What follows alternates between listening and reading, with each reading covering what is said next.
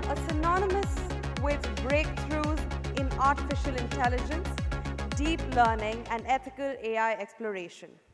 Ladies and gentlemen, please join me in welcoming Dr. Manish Gupta, Senior Director of Research at Google DeepMind, as he talks about the transformative power of AI and the open challenges. Now, I need to see all of you putting your hands together, and I need to hear you make some noise.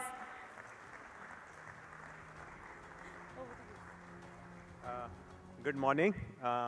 Thanks to L&T Finance for this opportunity. So I'm going to talk about, again, a topic that all of you have heard about. So today, it's no longer just us researchers, those without suits, but today, everybody, prime ministers, presidents of countries are talking about AI because of the amazing impact it is having on every industry, every aspect of how the world is run. So I come from Google DeepMind, where our mission is to build AI responsibly to benefit humanity. And one key area which I think we need to pay more attention to in India is AI for science, helping accelerate scientific discovery. And a very powerful kind of a signal of what is to come came last year when a Nobel Prize in chemistry went for the first time to computer scientists. Likewise, Nobel Prize in physics went to yet another computer scientist. And my prediction is this is not the first Nobel Prize which is going to computer scientists. You're going to see this kind of a phenomena repeat. So this particular Nobel Prize, one of the winners was this work on AlphaFold, which pretty much solved this huge scientific challenge of protein folding. What is protein folding? So if you all go back to high school biology, right, we all remember that proteins are the building blocks of life. Everything we do, the fact that I'm here, you're here, you're able to listen to me, everything is being done using proteins. Proteins are comprised of these chains of amino acids, which fold into a distinct shape, a unique shape, which gives the protein its distinctive properties. What's given a chain of amino acids? What's the shape that protein would take? This has been a grand challenge for the scientific community. If we go back 20 years ago, it used to take an entire PhD, roughly 3 to 5 years of research, to uncover the structure of a single protein. There used to be this contest, CASP, which was held to where newly discovered protein structures were posed as test problems, exam problems, to a competition where software would compete. And at this CASP competition earlier, in 2018, which was CASP 13 before that, a software called AlphaFold, which was again an AI-based software. It was using the ideas of transformer and neural networks and reinforcement learning. It captured the #1 spot because it was able to predict those protein structures quite well. But in the following competition, which happened in 2020, the predictions of AlphaFold, which are shown in blue, they were so close to the ground truth, what had been experimentally determined, that the community considered this problem effectively as solved. And since then, the AlphaFold team made predictions of all 200 million proteins known to humankind, made them freely available. So think about the acceleration of science that got done. About 1 billion PhD years equivalent of research was done in less than a year. What used to take about 3 to 5 years of research now takes a few seconds for AlphaFold. And this is not the only one. Of course, AlphaFold is being used for a very broad range of problems. There are over 2 million researchers, including over 150,000 researchers right here in India, who are using all of these predictions for various problems ranging from drug discovery. Drug discovery is a very key target application, right? Because you need to design the drug such that it would bind with whatever that, let's say, virus that you're dealing with, and so on. And not just drug discovery, even for things like plastic pollution, designing enzymes that would make the plastic degradable. There are those applications. So protein folding is something that our co-founder, Demis Hassabis, who was one of the winners of the Nobel Prize, refers to as root node problem. That if you tackle these root node problems, you're going to unlock solutions to a lot of problems. So while in India, we are rightfully talking about all of this AI-based transformation of financial services, health, learning, and so on, it is also important for us to start to think about AI accelerating scientific discovery, because that is going to have enormous both business and scientific impact. Another application area, weather forecasting, where, again, I remember as a child that R.K. Lakshman cartoon, which shows that it's a bright sunny day and there's a guy holding an umbrella, and they say, oh, that's the weatherman. Because weather prediction used to be so bad when I was growing up. Every day there used to be that usual forecast. कहीं कहीं गरज के साथ छींटे पड़ेंगे. Mostly sunshine रहेगा. I'm forgetting the exact words. But it used to be so terrible. And already we have physics-based models which are doing an amazing job.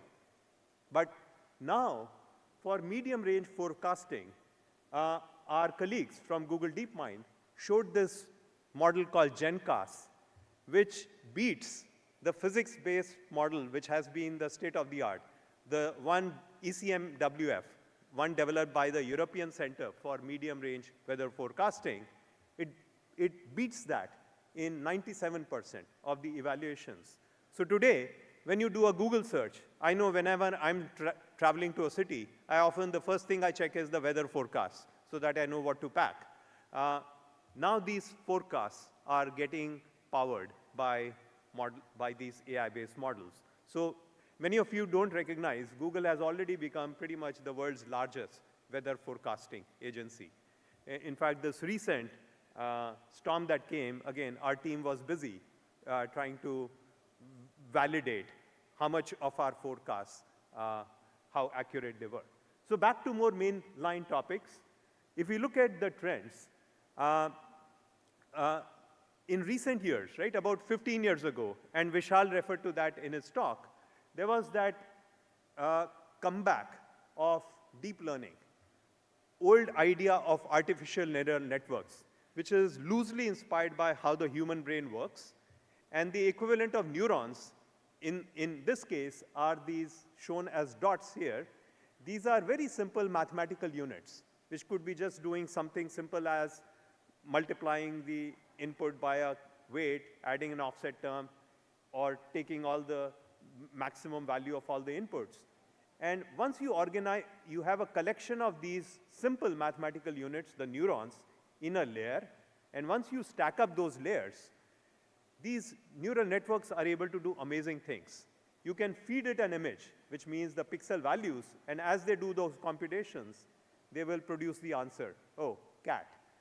So this is what got shown initially in 2011. There was that breakthrough result, where an image classification problem, a deep learning-based system was able to do a better job at predicting what those images were than the traditional machine learning-based system. And within a few years of that breakthrough, we started to see similar breakthroughs in a very broad range of applications. Things like speech recognition. Given an audio signal, can you recognize what words are being spoken? Or given this piece of text in English, can you translate that into French? So for a very, very broad range of applications, deep learning started providing the best way of solving those problems. But there were two things that were still not very satisfying about this. A, for every problem, you had to train a new network from scratch. And B, these required a lot of label data. That all of these breakthroughs were made possible by for instance here, millions of images being annotated with what those images were. Likewise, millions of hours of audio data, which was painstakingly transcribed. And likewise, millions of pairs of sentence pairs that were used. Now, if for every problem, let's say for your business problem, if you had to train millions of data points, annotate millions of data points to train the network, it's not very practical. So that's what got tackled with this second wave, which is foundation models. And a key enabler of these foundation model was this transformer architecture that was invented at Google Research. The way to understand how transformers got used, there was a model that came out called BERT, which used this transformer architecture to tackle certain problems in natural language processing. And what BERT did was, it was trained on these, a lot of freely available digital text, things like from Wikipedia, digital textbooks. And it did the following exercise. It masked out some 15% of the word. Reminds me of this fill in the blanks exercise our English teacher used to give us when we were trying to learn English. And BERT was made to predict those missing words. Now you already knew what words you had masked out. So you knew the answer already. So you didn't need to train this data or annotate this data. And now, when BERT predicted those missing words using this transformer architecture, it would look at the surrounding context. It would start figuring out how to pay attention to certain words like Obama, 61, Hawaii, to predict this word born. It started doing not only a great job at predicting those missing words, but also on a very broad range of natural language processing problems like sentiment analysis, summarization, and so on.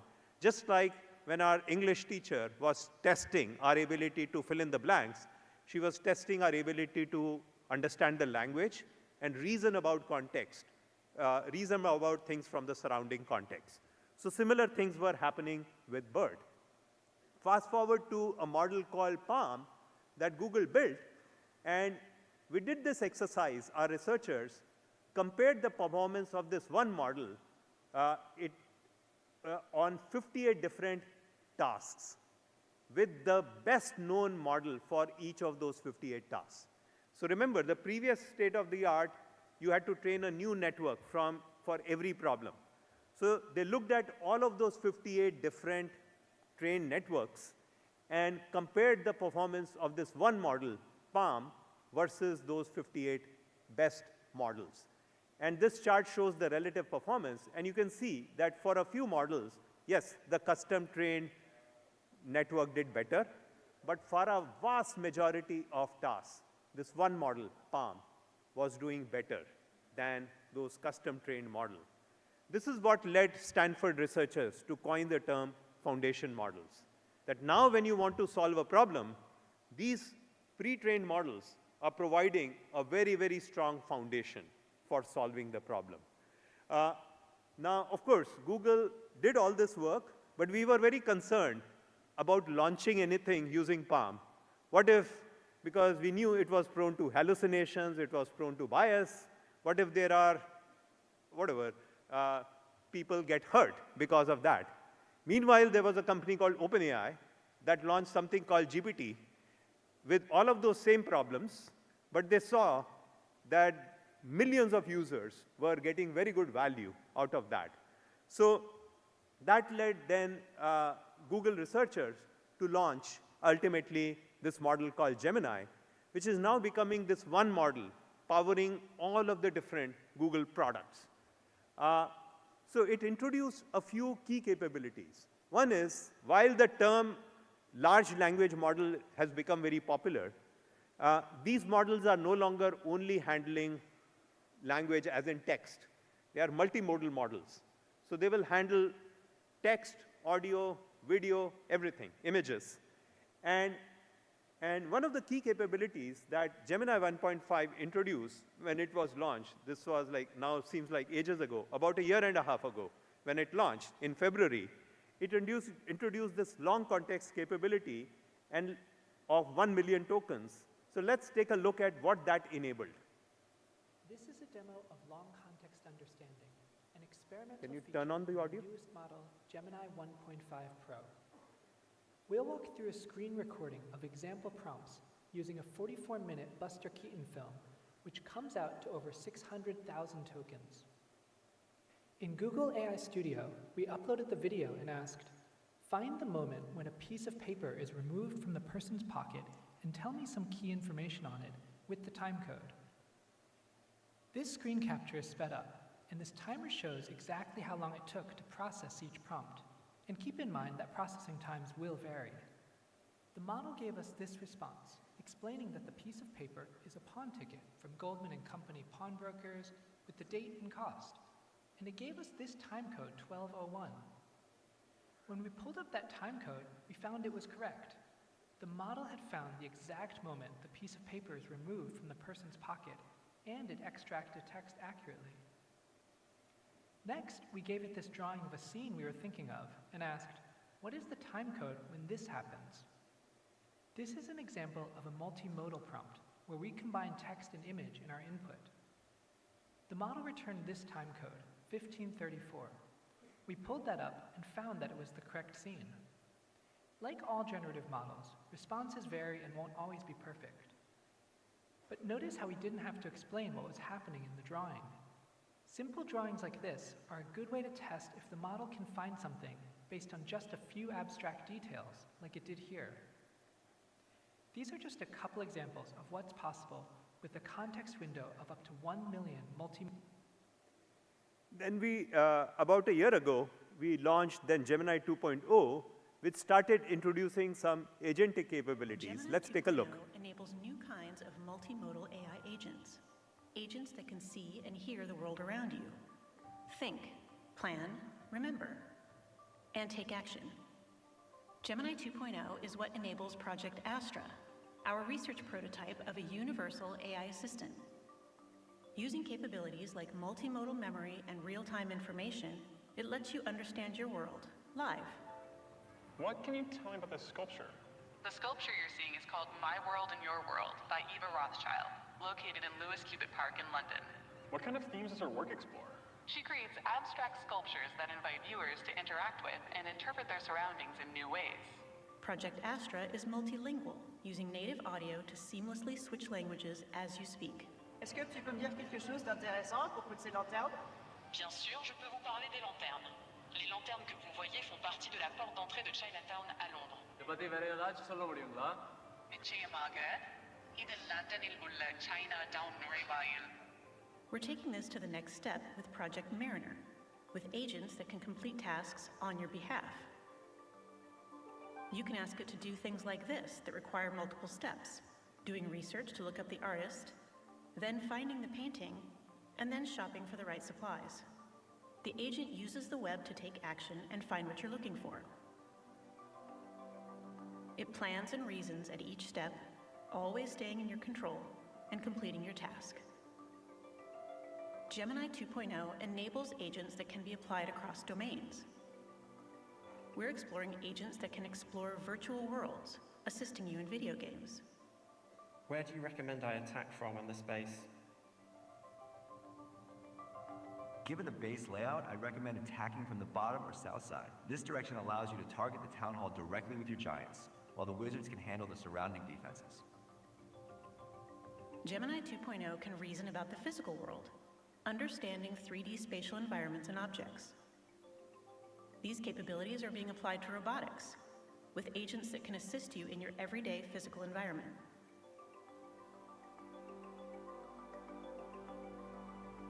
Learn more about how Gemini 2.0 is enabling the...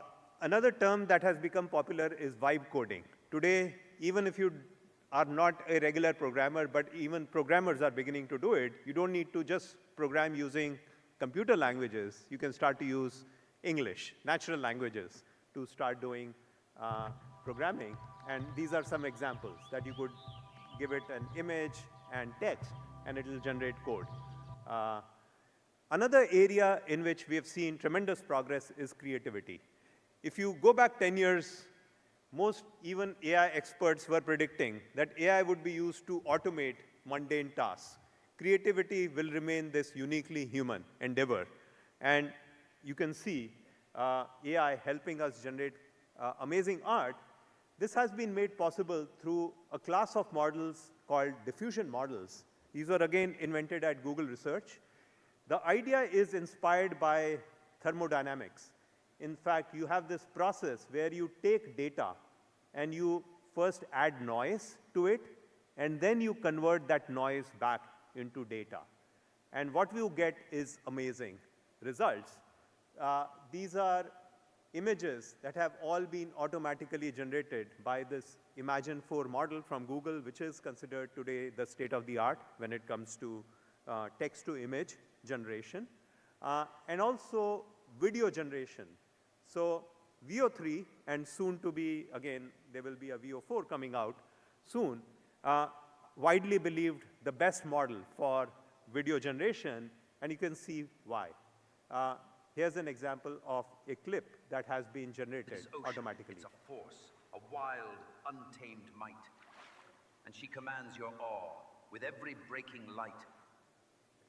So this entire video, the digital actor, the words he spoke in a very natural sounding manner, the sound of ocean waves in the background, the lip sync, lips moving in accordance with the actual text, all of this was basically AI generated. So you can see that the day is not far when Hollywood, Bollywood would be using these kinds of tools in a big way. And we look at AI not as a replacement for artists, but really augmenting human artists. We often think of it in terms of raising both the floor and the ceiling. Floor would be where people like me, we can create better music using AI. Ceiling would be when we work with experts like Shankar Mahadevan to help him create better music. And this was an example of what came out of a jam session with him.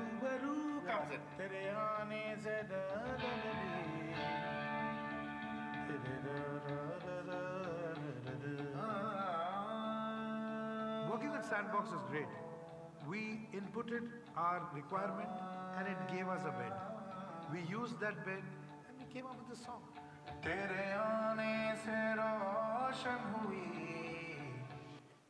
I would have loved to play on. I really like this song. But coming to a pet topic of mine, inclusive AI. How do we make all of this AI work in a manner that works for everyone, not just the Western world? And this is where I really believe that India as a country has a lot to offer, not just as a consumer, but as a producer. And this is where we must become producers of AI technology as well. So I'll give you some examples of here where the work that our own team in Bangalore has done, leading to some amazing advances that are being launched by Google globally. One of them, our starting point was languages, that we looked at the performance of all of these models on English versus Indian languages, and we saw a big gap. So we created a benchmark called Indic GenBench, which was presented at this ACL conference, which included various tasks on 29 Indian languages. And these tasks included machine translation, language translation, and also cross-lingual question answering, where let's say you ask the question in Hindi, the information is in English, but you need to, now using that information, answer the question in Hindi. And our team set out to build a model that would be able to close this gap, right, that we saw. Very significant gap between the performance of these models on English versus Indian languages. So I asked our team lead, Partha Talukdar, to make sure we handle all 22 scheduled languages. And he told me I was not being ambitious enough. So he pointed me to this data from Language Survey of India, that there are 60 Indian languages which have over 1 million speakers, 125 languages which have over 1 lakh speakers each. So he said, let's build a model that understands all of those 125 languages. So easier said than done. The next thing he told me was 72 out of these languages are zero corpus languages. There was zero known digital data on those languages, despite millions of speakers. So this is another thing we have to correct. Despite India being now the most populous country in the world, guess what percentage of open web data is in Indian languages? Any guesses? It's close to 0.02% of the open web is in Indian languages. So we really need to become more of producers, not just consumers, in every sense. So also the other thing we know is every language is spoken in so many different ways. The same language, Hindi, if you go to Haryana versus Punjab versus Bihar, it's spoken in so many different ways. So we have a saying in Hindi called, "Kos kos pe badle pani, char kos par vani."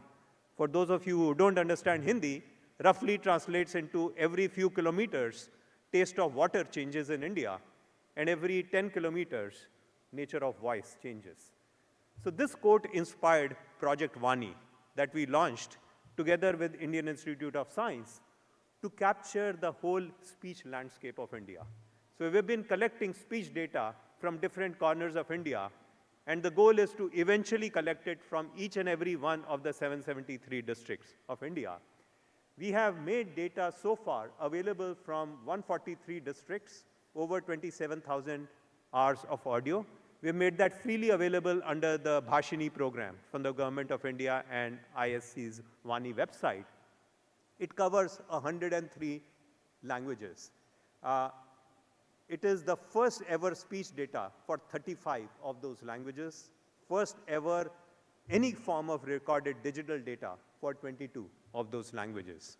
So our hope is to uncover many of those languages. And I keep, again, emphasizing to my colleagues from the industry, don't just aspire to make your product eventually work on 22 scheduled languages. Make it work for all of the languages that our people speak. Because we have people speaking Bhojpuri, all kinds of Santhali, all kinds of languages. And ultimately, we want to make anybody being able to not only get information, but do transactions in their native language. And to take models like Gemini, which were built, which have very, very powerful capabilities that I showed, compose with a specialist model like Vani that we built, which understood Indian languages. Our team invented an approach called CALM, which is a way to automatically compose two language models. And we started to show much better performance in Gemini of Indian languages. So today, when it comes to understanding of Indian languages, Gemini offers the best quality. Of course, I would also we've also been collaborating with startups like Sarvam. They've started to use open version of model from Google called Gemma, which also has the highest quality for Indian languages when it comes to open models. We would love to see more startups and companies in India taking this performance to an even higher level. Because what we are working on now is an independent benchmark that IIT Madras can create for Indic languages that all of us, Google, OpenAI, Sarvam, we can all compete. But today, I can say that when it comes to at least benchmarks like these, very proud to say that the models built by my team right here in Bangalore provide the best performance for Indian languages. And many of those capabilities, it has laid out the blueprint for us to tackle a whole bunch of Southeast Asian languages where we, again, have shown market-leading performance. We've also worked with teams like Translate, Google Translate, to take that capability, and last year, Translate in one shot added 110 new languages because of the language translation capabilities of these modern LLMs, taking the total number of Indian languages supported by Google Translate to then 28, and 7 new languages from India were added out of those 110. And the kind of feedback we got from people whose language was supported for the first time was very, very heartwarming. Of course, we don't want to just create those benchmarks. At how Gemini can help.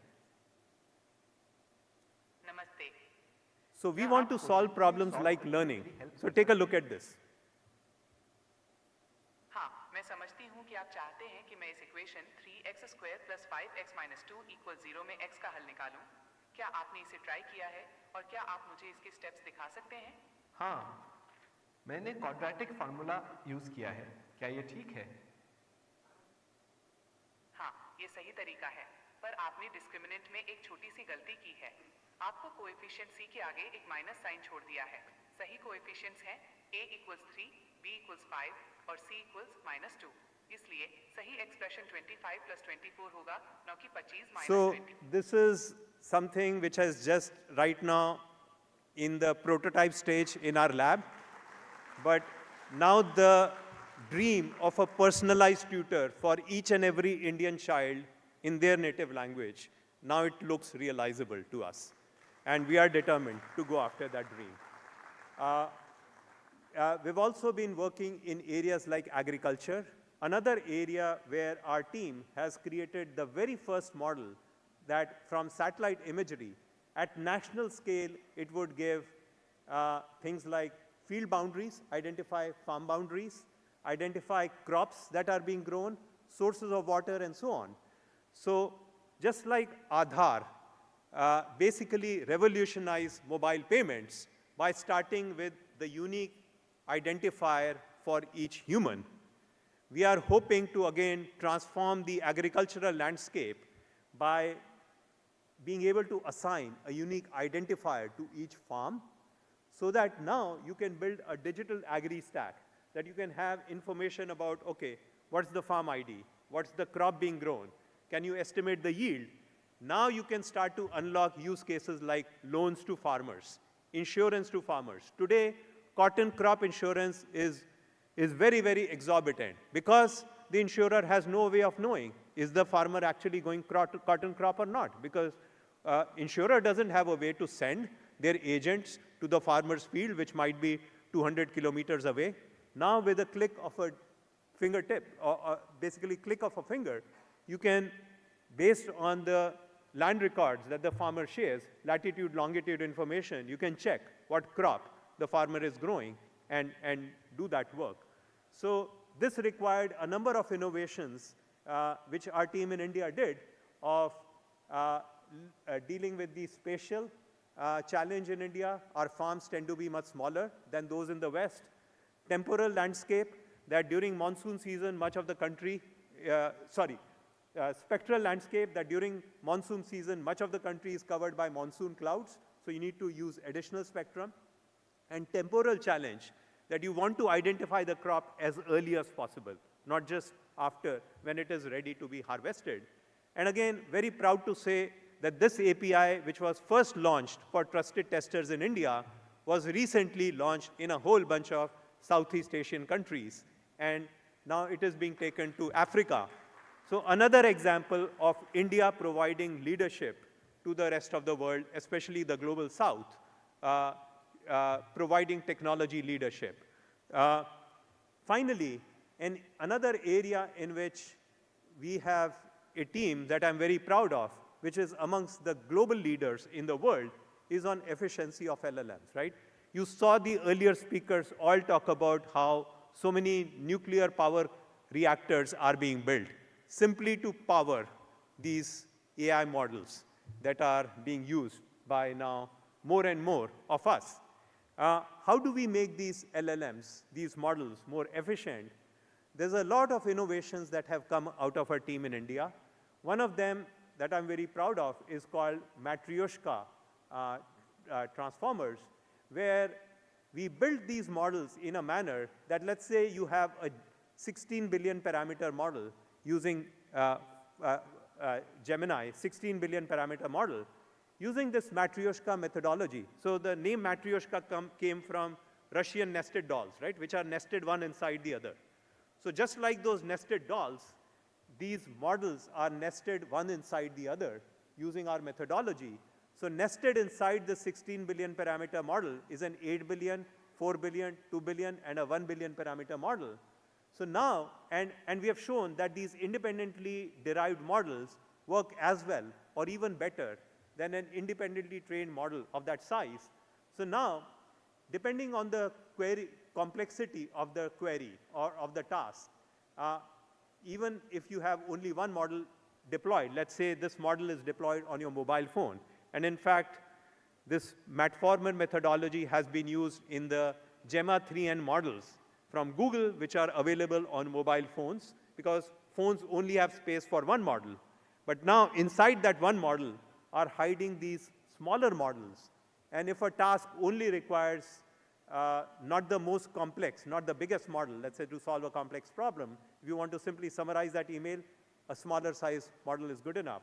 And if you have a really simple query, who's the Prime Minister of India? You don't need any large model. The smallest of model is good enough for those kind of queries. You can direct them and save on energy.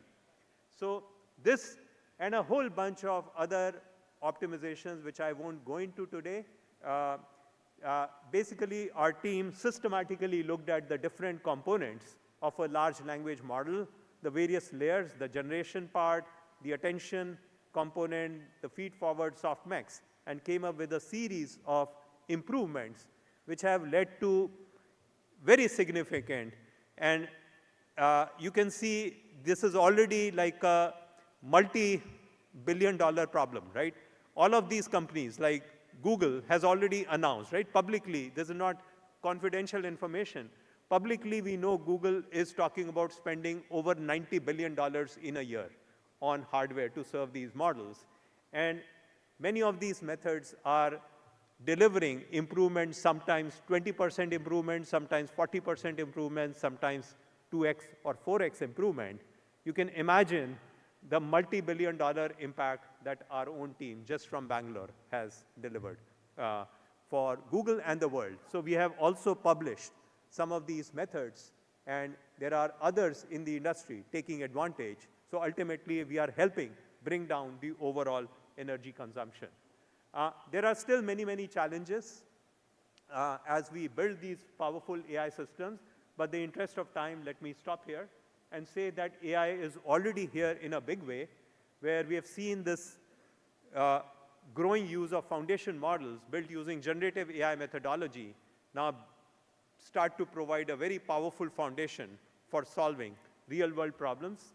And it's an amazing, once in a lifetime, I see this as an opportunity for us to play a role where we can take our problems that we face as a nation as a challenge.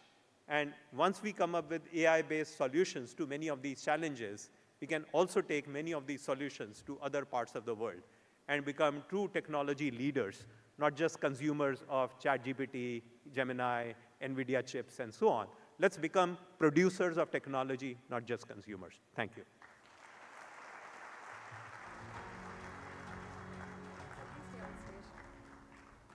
Thank you so much, Dr. Gupta, for that deeply insightful session.